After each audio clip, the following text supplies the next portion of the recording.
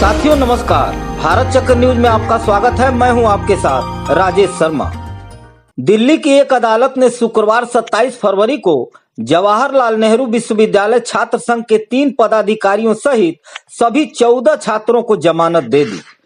इन छात्रों को गुरुवार को प्रदर्शन के बाद गिरफ्तार किया गया था। इस दौरान पुलिस ने छात्रों को शिक्षा मंत्रालय तक मार्च निकालने से रोकने के लिए लाठीचार्ज का भी प्रयोग किया था, जिसमें कई छात्र घायल हो गए थे। मीडिया के अनुसार अदालत ने प्रत्येक छात्र को 25,000 रुपए के मुचलके पर जमानत दी और पुलिस द्वारा उन्हें न्यायिक हिरासत में भेजने के अनुरोध को खारिज कर दिया। न्यायाधीश ने कहा कि हालांकि पुलिस कर्मियों पर कोई भी हमला एक गंभीर मामला है और इसे शांतिपूर्ण विरोध के नाम पर उचित नहीं ठहराया जा सकता, फिर भी आरोपित अपराधियों के लिए अधिकतम 5 वर्ष की सजा का प्रावधान है और आरोपी न तो पेशेवर अपराधी हैं और न ही आदतन अपराधी हैं। सुनवाई के दौरान पुलिस ने तर्क दिया कि इस बात की प्रबल संभावना है कि वे फिर से हिंसा का सहारा ले सकते हैं। अदालत ने आरोपियों को मामले की चल रही जांच में सहयोग करने का निर्देश दिया। पुलिस कर्मियों ने बताया कि गिरफ्तार किए गए लोगों में जेएनयू अध्यक्ष अदिति मिश्रा, सचिव गोपिका बाबू, महासचिव दानिश अली और जेएनयू के पूर्व अध्यक्ष नीतीश कुमार शामिल हैं। हालांकि एक असामान्य निर्देश में अदालत ने दिल्ली पुलिस को हिरासत में लिए गए जेएनयू छात्रों के पते सत्यापित करने के लिए भी कहा है और जोड़ा कि इसके पहले उन्हें रिहा नहीं किया जा सकता।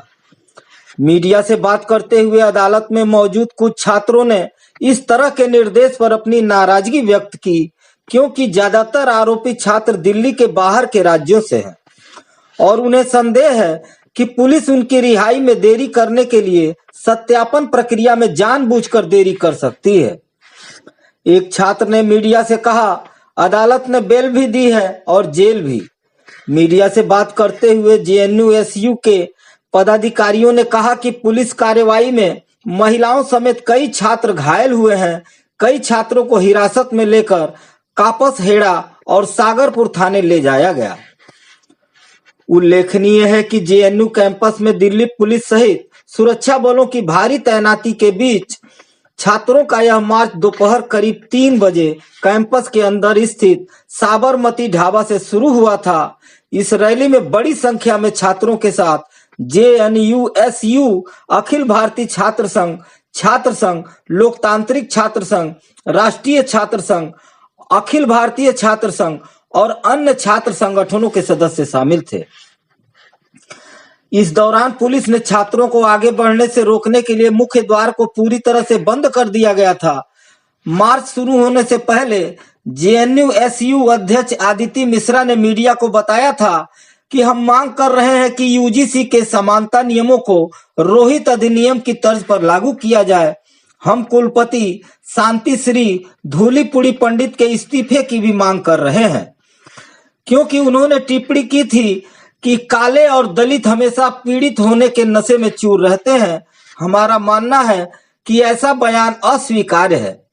हम जेएनयू और अन्य विश्वविद्यालयों के लिए निधि बहाल करने की भी मांग कर रहे हैं, क्योंकि लगातार वित्तीय कटौती से सार्वजनिक विश्वविद्यालय कमजोर हो रहे हैं और छात्रों पर सीधा असर पड़ रहा है।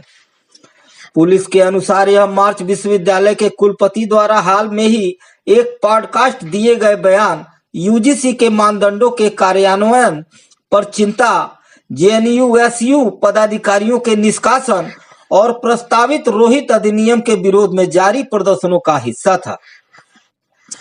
हाल ही में जेएनयू की कुलपति प्रोफेसर शांति श्री धूलीपुड़ी पंडित अपने विवादित बयान को लेकर सुर्खियों में रही हैं। सोशल मीडिया पर वायरल एक वीडियो में कुलपति एक साक्षात्कार के दौरान यह कहती हुई नजर आई कि दलित और अश्वेत समुदाय विक्टिमहुड यानी पीड़ित मानसिकता से ग्रस्त है। उन्होंने आगे यह भी कहा था कि आप अस्थायी रूप से पीड़ित बनकर या विक्टिम कार्ड खेलकर तरक्की नहीं कर सकते। इस विवाद के बाद कुलपति की सफाई भी सामने आई थी। उनका कहना था कि उन्होंने ऐसा कोई शब्द इस्तेमाल नहीं किया जिससे किसी समुदाय का अपमान हो। एसएफआई वीसी से इस्तीफे की मांग की थी। उस समय स्टूडेंट्स फेडरेशन ऑफ इंडिया ने वीसी के इस्तीफे की मांग करते हुए कहा था, जेएनयू की वीसी अब वही बातें सबके सामने दोहरा रहे हैं जो आरक्षण विरोधी आंदोलन को समर्थन देने वाले लोग करते रहे हैं। यह बहुत शर्मनाक है और जिस कैंपस की वो मुखिया है वहां विद्यार्थी सुरक्षित नहीं है। इससे यह भी पता चलता है कि भारत के कैंपस को तुरंत एक मजबूत भेदभावरोधी फ्रेमवर्क की जरूरत क्यों है। जेएनयू की वीसी को तुरंत इस्तीफा दे देना चाहिए। जेएनयू छात्र संघ ने भी उनकी टिप्पणी की आलोचना करते हुए उनके इस्तीफे की मांग की है। उल्लेखनीय है कि छात्रों ने प्रदर्शन के संबंध में बसंत कुंज नॉर्थ थाने में भारतीय न्याय संहिता बीएनएस की कई धाराओं के तहत एफआईआर दर्ज की गई है, जिसमें लोक सेवकों को उनके कर्तव्यों के निर्वहन में बाधा डालना, अधिकारियों को कर्तव्य से रोकने के लिए जानबूझकर चोट पहुंचाना और लोक सेवकों के खिलाफ मारपीट या आपराधिक बल का प्रयोग करना शामिल है। पुलिस ने दावा किया कि जेएनयू प्रशासन ने छात्रों को सूचित किया था कि परिसर के बाहर प्रदर्शन की अनुमति नहीं दी गई है और उन्हें विश्वविद्यालय परिसर के भीतर ही अपना विरोध प्रदर्शन करने की सलाह दी थी। इसके बावजूद लगभग 400 से 500 छात्र इकट्ठा हुए और शहर की ओर मार्च करने लगे। पुलिस ने आगे दावा किया कि प्रदर्शनकारियों ने बैनर, लाठियां और जूते फेंके, मारपीट भी की। एक अधिकारी ने अखबार से कहा, झड़प के दौरान कुछ पुलिसकर्मियों को छात्रों द्वारा दांत से काटा गया और कई अधिकारी घायल हो गए। पुलिस ने कहा, उन्होंने जवाहरलाल नेहरू विश्वविद्यालय के उत्तरी गेट के पास प्रदर्शनकारियों को रोका और स्थिति को और बिगड़ने से रोकने के लिए धीरे धीरे उन्हें परिसर के अंदर ढकेल दिया।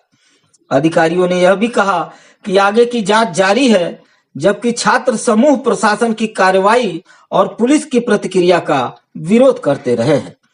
आज के लिए बस इतना ही। अगर आपने भारत चक्र न्यूज को सब्सक्राइब नहीं किया है तो प्लीज सब्सक्राइब करें और घंटी जैसी आकृति को जरूर दबाएं और देखते रहें भारत चक्र न्यूज। नमस्कार, जय हिंद।